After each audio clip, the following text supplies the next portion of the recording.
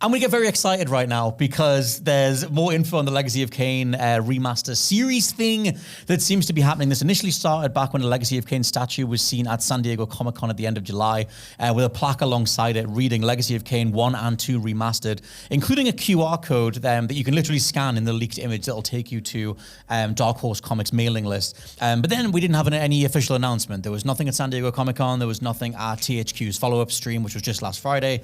And there's nothing seen. Nothing mentioned so far. However, Dark Horse are doing a prequel comic to Soul Reaver called The Dead Shall Rise. It's focused on when Raziel was a Sarafan warrior. Soul Reaver, it gives me life. But still, that's just a bit of backstory. Like I said, the statue was shown at Comic-Con. People took a photo of it. As soon as that spread across the last, immediately across the state of the show, the statue was taken down and removed or whatever. However, a follow-up is that Dark Horse representative Randy Larman has told GameSpot, he told them in person apparently at some Comic-Con, that the statue would be available in August, but he couldn't comment on the remasters. Now, it's worth also throwing in that Soul Reaver's 25th anniversary is August 16th, which is only a week or so away anyway, and also Gamescom opening night live is August 20th. Oh. So, statues available in August, and they have 2 opportunities to show this thing off, whether it's an individual stream or maybe both, but probably part of opening night live.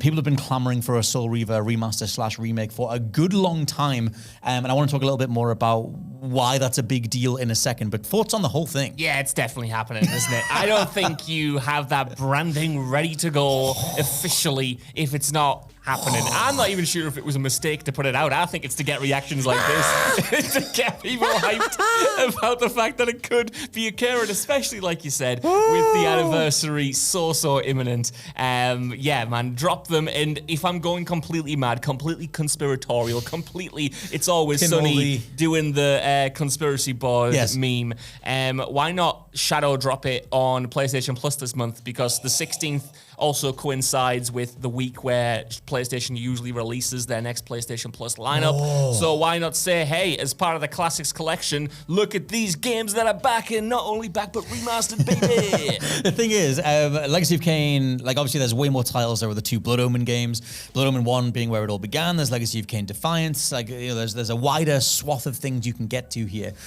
which is really interesting. Soul Reaver, the original, was available on the PS3. It was a PS1 classic back in the day that you could get on your PlayStation 3, but it didn't carry over to the PS1 classic stuff on PS Plus. I hope they just do more with Soul Reaver. However, I'm forever the person saying don't just give me old stuff for the sake of it. I do want availability. That's my main thing. I want accessibility for these titles, which is why I'm so excited about just making these games more available again. Give them trophies, upscale them. In regard whether that's the thing to zero in on for a second while I calm my ass down. Is what are we doing with these? Like the specific plaque read Legacy of Kain 1 and 2 remastered, which indicates more of just a frame rate update kind of thing, more of a texture update, not necessarily a full-on reskin, a remake like the Crash trilogy, the Spyro trilogy, what Capcom's done with Resident Evil. I'd be interested to see if they do that. For me, there are lots of levels in the original Soul Reaver that I think you could smooth over in a way. A lot of textures. Obviously, they're very blocky. The game's from like 1996. I think, or 1999, whatever it is. It's been a while anyway. There's lots of stuff that you could do with those levels. And Soul Reaver has such a specific, gnarly, effed up tone that I love. Like the art direction is so good. Like I mentioned that opening cutscene because it sets the tone so well. And even the sound effects and everything else that happen throughout the game are so, fuzzy and just sort of messed up. There are lots of little, like I said, sound effects when you're doing parts of the combat, just little things that really make it feel so like gory, but like subtly gory and subtly effective and subtly gothic and everything. It's so well done and so well executed. And I know that that'll be because of the team that were around at the time. Shout out to Amy Hennig, who obviously went on to do Uncharted and various other top tier titles, who assumedly won't be involved in this. But the soul of Soul Reaver, I do think you need to get right. Like, even if you go back to the original now, which I very often do, I love the feel of it so much. And it is specifically because of that mesh of the sound design, the art direction, the voice acting is so good. All that stuff that, like, if you're going to re-record stuff, there are certain line reads, that I wonder if you can maybe remaster this to a fault. Yes. Oh, that's interesting. Let me just, before I make a fool of myself, help me chart the history of this franchise. franchise. Like the games were originally made by, I want to say, Crystal Dynamics. I'm going to double check because that's another whole thing. Is that the way that the rights of this over time have ended up with Embracer, but like the original. This is what I'm thinking because I'm pretty sure it was published by Eidos and then developed by Crystal. Yes, original developer was Crystal Dynamics, original publisher was Eidos. Right, okay. So my point is those people now owned by Embracer, and another Crystal Dynamics project, an Eidos, I guess at the time project, Tomb Raider just got a remastered trilogy this year, Scott Tilford. That was incredibly faithful to the originals and really good by all accounts and did quite well. So what if they just give it that treatment rather than over remastering it, like you said, and to keep all of the original soul that you just described? Maybe. They can absolutely do, that's such a shout. They can absolutely do the Halo Combat Evolved Anniversary Edition type thing. They can do what the Tomb Raider trilogy did, where you've just got to click a button to go between the old and new graphics. The Tomb Raider trilogy remaster from a couple of months ago is the perfect way to do old meets new. That's such a shout. Because then you can do a little bit of texture tweaking or whatever you want, but it doesn't overhaul the identity, the feel of those originals. I think the jury's still out on how many people like a PS1 aesthetic, a 90s aesthetic. I feel like it's coming back with the likes of Crow Country or Signalis or things that channel 90s PS1 horror, because it is like a lovable art design. And the things like Devil Daggers or whatever, there are various games that are PS1 inspired. And obviously there's the nostalgia side of it for us or people watching that'll maybe paper over some of the cracks kind of thing. I personally love that era. I grew up with it, but I'm curious if you're steering into it as an intentional art direction in the modern age. Is there a way to make that work, or does it just look ugly and polygonal or whatever? I love it, and I find polygonal models to be really charming. So I love that stuff. But if you're remastering something from that era, like where's the line? Do you have to go back and overhaul like a Resident Evil 2, 3 remake, or do you do something like the Tomb Raider trilogy where you're just sort of sanding off the edges kind of thing? I think it depends it's going to sound obvious maybe. I think it just depends on what your intent is for the project, because I do think if you're putting this game out for it to, one, be accessible, but two, to kind of tap into people's nostalgia, like yourself and many other fans across the globe, I do think there is a desire to see the game remastered as close to its original format as possible. I'm thinking of the Tomb Raider remasters from earlier this year, but even something as big as the GTA definitive trilogy, like that obviously turned out bad because of its production, because of the developers, but I think the vision to try to maintain the PlayStation 2 feel of those games and even the PlayStation 2 look of those games while updating it a little bit was probably bang on the money, because I don't know, I think if you're going back to these games for the first time in a long time and they are just remasters, not remakes, I do think you want it to play as close to the originals as possible. You don't want too many superfluous changes, because in my head, that's what separates a remaster from a proper remake. So if they were going to do it, give it the Resident Evil treatment, I would want it to be a completely separate thing rather than try to modernize a PS1 game, because I think, like you kind of said there, once you start going down that route and you start to modernize things, that will inevitably, I think, just end up in a complete overhaul, because so many of those things would be viewed as outdated and antiquated today, but it's such an inherent part of the appeal to those titles for a lot of people, especially something like Soul Reaver, which isn't readily available. So if it's going to come back and it's going to be compromised, to use lack of a better term, that's going to piss people off, because they're going to be saying, well, we can't, this is replacing the original now, because we can't go back to the original unless we buy a PS1 and track down secondhand copies. The thing is, you need to try and make it look like it already is in people's minds. Like your brain will upscale stuff and age stuff better than any given emulation can, and then it's just a case of trying to hit that invisible line, which I think a lot of remasters do manage to do. It is interesting thinking about, and we'll talk about the wider stuff in a sec, but it is interesting thinking about that Tomb Raider style approach, where if you just reskin it, in Tomb Raider's case, they maintain the same physics, the same, like they change, there's an optional control scheme toggle, but the physics are the same. You're still lining up the jumps, like the finicky nature of the originals is still intact, which I personally love. But in Soul Reaver's case, that game's combat is, like, it kind of would be viewed as a hack and slash today, but there's a few environmental interactions that you can do, finishing off enemies by sticking them into parts of the environment, like a spike on the wall, things like that. But going back to it, like obviously I'm used to it now, but I wonder wonder about that combat model now, where you could maybe tighten up the ability to just sort of grab different things a lot faster, and interact with enemies, pick up different weapons and things like that. There would be things to tighten up to a degree, but you won't get that if they do the one-button toggle stuff, because they'll have to stick to the original framework. Well, honestly, for me, you've kind of answered your own query there. I think you just give you a toggle between the different control styles or the different styles in general. Like, if you're already implementing the old graphical style, I'd just separate them out into 2 modes, so you have the classic experience and you have a more modernized version that does make those minor tweaks to make the gameplay a little bit more responsive or feel a little bit better in like the modern age, you know? When I think about remasters now, I do see that adherence to the old game being implemented as much as possible, and like a respect for it. I'm thinking of not just those titles we mentioned, but the recent Star Wars stuff, like Star Wars Battlefront 1 and 2, or Star Wars Bounty Hunter, which has just dropped its remaster, which skews so close to the originals while just touching up the visuals and the resolution and making the frame rate solid. Like, that, to me, that's kind of how I want to play these PS2 games, if you're not going to commit to the bit and completely overhaul everything and make it an Unreal Engine 5. Well, that's give me ray like, tracing. Yeah, I'm more up for this. Like, it's not that I don't smile or find joy in the likes of the Resident Evil remakes, and I love the Spyro Trilogy remake. Crash, you can go back to 2019 for all of our debates on that thing, because they applied Crash 3's physics to 1 and 2, which threw me right off in regards to my muscle memory. But I like the idea of trying to maintain a core feel. Like, there's a reason so far for me that I'll just go back to the PS1 original, the PS2 original, because it is that overall feel, that overall vibe, and I think you kind of lose that if you remake it from the ground up, especially if it's a new team. There are seldom few games that are remasters or remakes that have been able to actually channel that original feeling of what it was like to play those games, and it's why I'll always choose either the original or just an upscaled one in regards to resolution and frame rate. Like, to me, you can never beat the originals unless, I don't know, it's a weird push and pull, because it's like, if you go for something greater like the Resident Evil ones, then they're differentiable enough that it's a whole new game.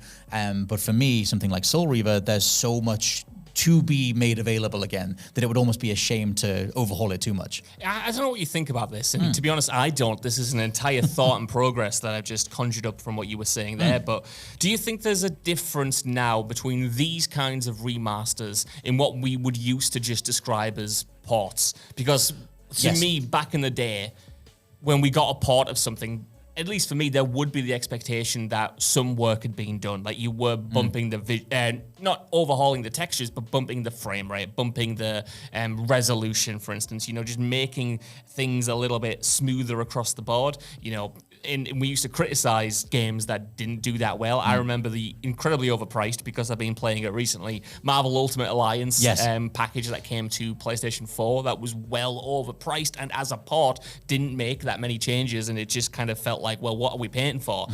I used to think good ports have now become these kinds of remasters in my head, and I don't know how I necessarily feel about that. I think I'm okay with it, but I do think there are expectations when you slap on the word remaster or slap on the word remake, and now the word remaster can mean so many different things. It can mean just a port, or it can mean, okay, we're doing something way more substantial, we're completely overhauling it, like, I don't know, like the Shadow of the Colossus remaster from way back on PS4. I feel like it's going back a while now, because I feel like, to me, the worst versions of this were, and I love Prototype the game, but the Prototype remasters, where they're ostensibly just the same game. Like, they're not really boosted in regards to frame rate that much or resolution that much, but you are charging a new price point for them, £30, 35 or whatever. But then I feel like it's all been in flux for the last few years. Like, the distinction emerged of remaster remake because of Crash Trilogy, Spyro Trilogy, Resident Evil remakes. They're so fundamentally ground up stuff. Yeah. Even though in Crash's case, it was still using the wireframe meshes and everything.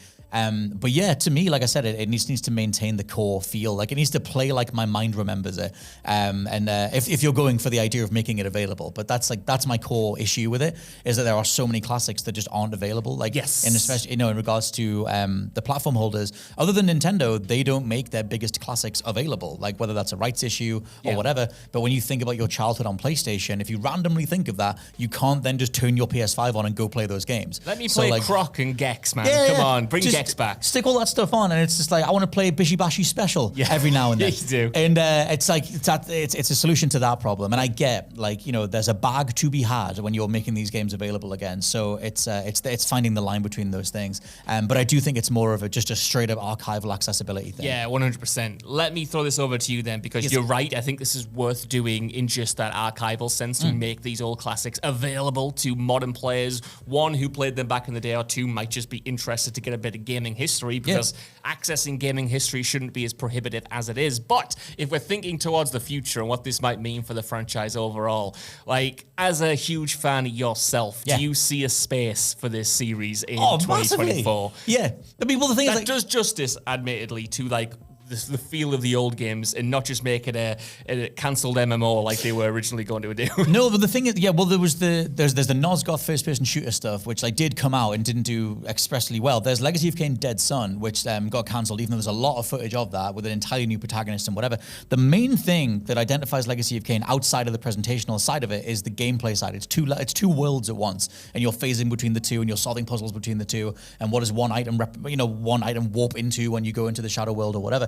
I think there's so much more you can do with that, especially on new hardware, because they were pulling that stuff off on the PS1, and I feel like you can do that. SSD powered tech. You can do really cool transitional elements in regards to the entire environment's warping around you. Like, that's one of the coolest things in Soul Reaver is Raziel just moving his hands and warping the world around him. Like, give me that backed by new tech. The thing is, I remember when Mike Bithell, who's obviously an indie developer, he's on Play Watch Listen, the podcast. He once said, it would have been about a year or so ago now, mentioning that whenever a publisher puts out a remaster or a series of remasters, it is always to test the waters for a new thing. Always, always. And we know there's a new Tomb Raider coming. And there was a new Mass Effect announced after the Mass Effect Legacy Edition. It's always to see if there's a new thing. Sadly, no one bought Burnout Paradise's remaster, or we'd have a new Burnout. But still, this is testing the waters for new Legacy of Kain. And I like the overall approach. We have the prequel comic, which I didn't balk at, but I was like, you don't need to flesh out the thing that is so massively implied. Right. Like, Raziel slowly losing faith in Kain's empire over time is like just really cool to interpret yourself. I don't need you to pin it down, especially when you haven't got Amy Schumer available. Amy Hennig is definitely not available for it, but Amy Hennig available to square all that stuff off. And so my general thoughts to that was like, I don't know about this other team filling in the canon of an established thing. But then you look at the artwork and you look at how it's Dark Horse, and I'm like, okay, let me go with this and try and do this sort of reimagining, let's say, of like parts of that canon, because that hopefully leads to new Kain games, which is where I love Blood Omen 2. I know people don't like Blood Omen 2. I adore Blood Omen 2, and I like Blood Omen 1, even though the thing's really, really awkward. But I think you can do Kain games and Raziel games. Both voice actors are still alive. They're old.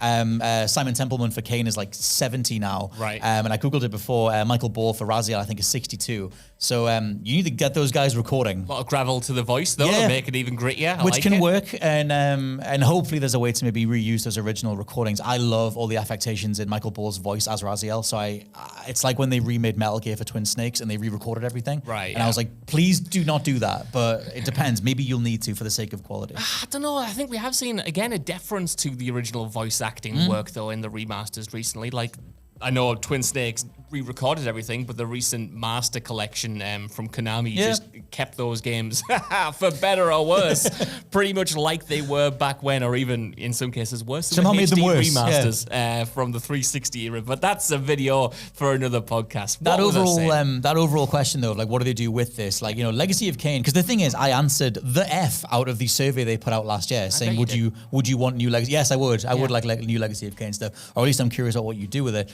But it has to be a mix of old meets new. Legacy of Kain was always and it's a finished story. Like, it's a full-on story. It has a beginning, middle, and end. The ending stuff a little bit more hazy as like rights started changing around and different game release orders started changing around. But it's done. Like, it's largely done. And I'm curious about what you then do. Do you tap back into that? Do you plug stuff into the story like you are with this prequel comic? And do you do a Blood Omen 3? Do you do a Soul Reaver 3? Do the new audiences care? Like, do younger people give a crap about Raziel and Kain? Like, who knows? Like, the last time they appeared was in Tomb Raider's Guardian of Light DLC, where you could play as like Raziel and Kain together, which was fun. But like, you know, is Kain and Raziel going to be in Fortnite? Yes. Horribly, probably. Oh, I would buy those skins. That would actually be sick. Yeah, maybe that's all we need at this point. Put them in point. Fortnite, put them in Call of Duty. Why not? You got everyone else in Call of Duty. And then that's how I'll experience these games. I quite rate that. Maybe what it would you needs to be think, done. though? Like you said, does a younger audience care about the legacy of Kain franchise? Does it want to get into the lore? What would be your reaction? Would it be a sort of monkey's paw curl situation if they did eventually bring it back, but it was just a plain reboot with going from the top again with modern mechanics and controls? If it's modern mechanics and controls, Blood Omen 1 would benefit massively from an overhaul in regards to gameplay. You keep that script, because the thing is, like, the characters are what sell that franchise. It is the rivalry between Kain and Raziel. It is the wider world. It's everything that's happening with Morbius and the weird Elder Gods, and like, there's so much cool stuff there. And things like vampires are cool. We know this. Vampire from 2018 was awesome. Yep. In regards to being a cool vampire, I feel like there's a way that gives it an immortal appeal. And I think it's a case of maybe tightening up bits of the gameplay. Like Blood Omen 1 was so weirdly unplayable to a younger audience. And even when I was trying to play it, because it is this awkward top-down thing where you can die in the first 5 seconds if you don't know how to exactly deal with the dudes attacking you. I got demolished as a kid. Yeah. That's why I never played anymore. And it's like, if you're going to bring that back, like I said, you focus on the characters, and hopefully there's a way to maintain those original voice performances and things like that. Or maybe you do get Templeman and Ball back to do additional stuff. It's very exciting. I think I'm just cautious about it. It's a near and dear franchise to a lot of people. Yeah. For good reason. Like, it was way ahead of its time in regards to being so cinematic. And so many people hinged the progression of video games in regards to nailing cinematic tone to Kojima and Metal Gear. And that was obviously a bigger step forward. But Legacy of Kain has its place in that conversation, and it's been untapped for a ridiculous amount of time. Legacy of Kain Defiance was like 2003. So like, it's been a long, long time. And there's a lot more that you can do there. So rambled on a lot about Legacy of Kain, but hopefully we get an update either August 16th for the 25th anniversary or at Gamescom on August 20th. Something this month, for the love of God. I will get rid of my Assassin's Creed pre-order, and I'll put all the money into Legacy of Kain. They give me all the statues, I'll buy 2 and give you 1.